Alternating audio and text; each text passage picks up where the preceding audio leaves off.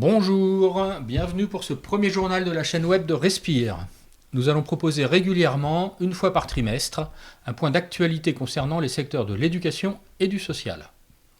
Cette première édition a été enregistrée début janvier. Elle a été montée et sera diffusée en fin de mois. Il s'agit pour nous de nous familiariser avec les outils techniques et ce format spécifique du journal d'information. Par la suite, nous comptons proposer des journaux en direct live pour plus d'interaction avec nos auditeurs. Débutons sans plus attendre ce premier journal. Marjorie, commençons par le secteur de la gérontologie avec ce dossier dans Sciences humaines, Vivre avec la mort. Dans une société où la mort est parfois taboue, où la question du suicide et la fin de vie assistée sont en débat, sans trouver de consensus, la revue Sciences humaines, dans son numéro de novembre, nous propose un dossier qui aborde ce sujet complexe. Il concerne tous les acteurs éducatifs qui considèrent que l'éducation, c'est tout au long de la vie et que les relations intergénérationnelles sont une richesse. Il propose notamment une réflexion autour du bien-être en soins palliatifs et explique comment la possibilité d'avoir des animaux de compagnie et des plantes au sein de l'établissement participe au bien-être des résidents. Voyons maintenant quelques informations d'actualité dans le secteur de l'animation.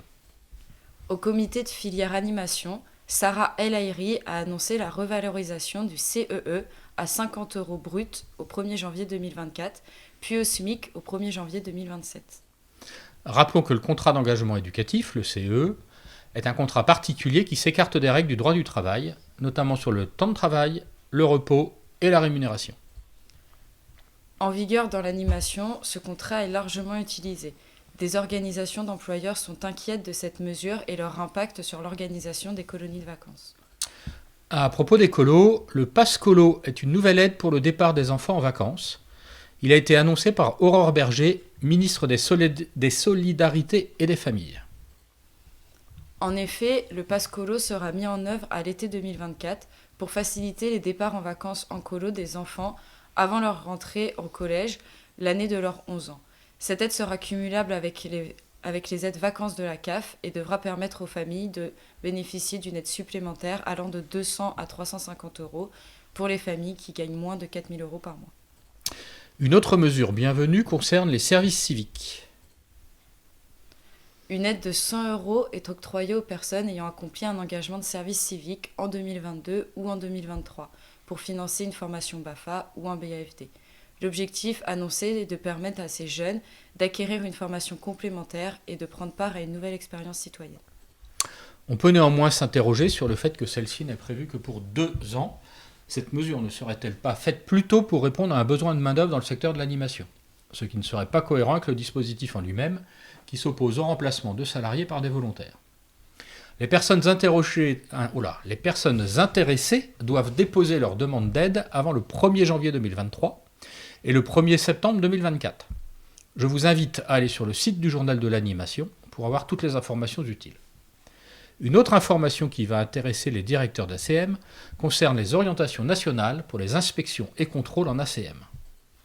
Il est bon de savoir que les contrôles prendront en compte 2 priorités, la lutte et la prévention des violences sexuelles et sexistes, et la lutte et la prévention contre le séparatisme et l'atteinte aux principes de la République.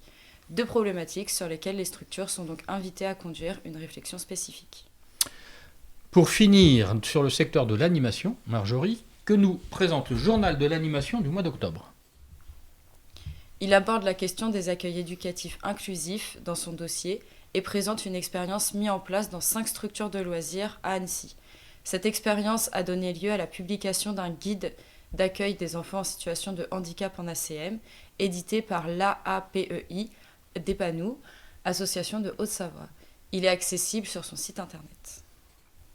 Pour compléter vos réflexions sur les questions de l'inclusivité, on vous invite également à lire l'article Psychologie humaniste et éducation inclusive dans la revue Cahier pédagogique numéro 590 paru en janvier.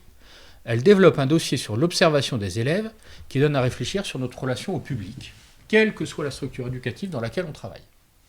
Les questions liées aux violences, quelle qu'en soit la forme, sont d'actualité dans notre société.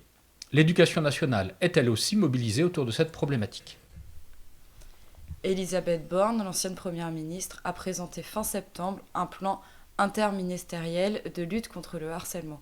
Dans l'éducation nationale, il se traduit notamment par le lancement du programme phare. Ce programme est un plan global de prévention et de traitement des situations de harcèlement. Mis en place depuis 2021, il a été généralisé aux écoles et aux collèges à la rentrée 2022 et est étendu au lycée depuis la rentrée 2023. D'après le ministère, 100% des écoles et établissements mettent en œuvre ce programme.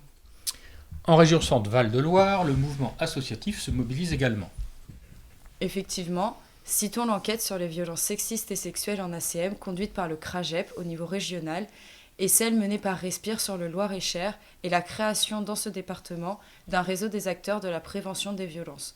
Les premiers résultats de cette enquête conduite en Loir-et-Cher seront présentés lors de la journée Regards croisés le 1er février prochain. Nous vous invitons à aller voir le programme de cette journée sur le site de Respire. On peut aussi, sur ce sujet, évoquer le travail fait auprès des élèves de CE2 à la terminale à l'aide d'une grille d'auto-évaluation annuelle pour améliorer la connaissance des faits de harcèlement au sein des établissements scolaires. Maintenant, passons à des informations plus largement liées au secteur social. Connaissez-vous la paire aidance ? Quelle que soit la réponse à cette question, nous vous invitons à lire le dossier du magazine Lien Social d'octobre. En effet, il présente une expérimentation d'un projet sur la paire aidance dans un accueil de jour en Île-de-France. Le principe, c'est de s'appuyer sur des travailleurs pairs, par exemple d'anciens addicts, pour la prévention et l'accompagnement des personnes en difficulté, des addicts, des anciens détenus ou autres. Leur savoir expérientiel leur permet d'avoir une connaissance fine et des ressentis, de connaître certains signaux et est une plus-value pour les usagers et l'équipe, car ils font le lien entre eux pour faciliter les échanges et le suivi de l'usager. Le dossier porte plus particulièrement sur l'accompagnement social des agriculteurs, mais apporte des éclairages qui valent dans d'autres secteurs. Il est à noter qu'une association Revivre par la paire aidance œuvre sur le territoire vendômois autour du handicap.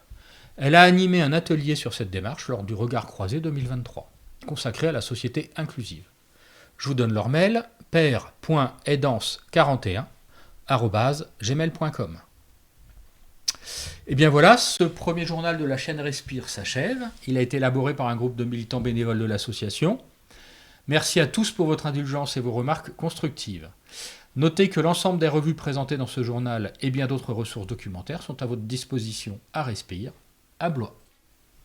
Et à très bientôt pour la seconde édition qui sera diffusée mi-mars.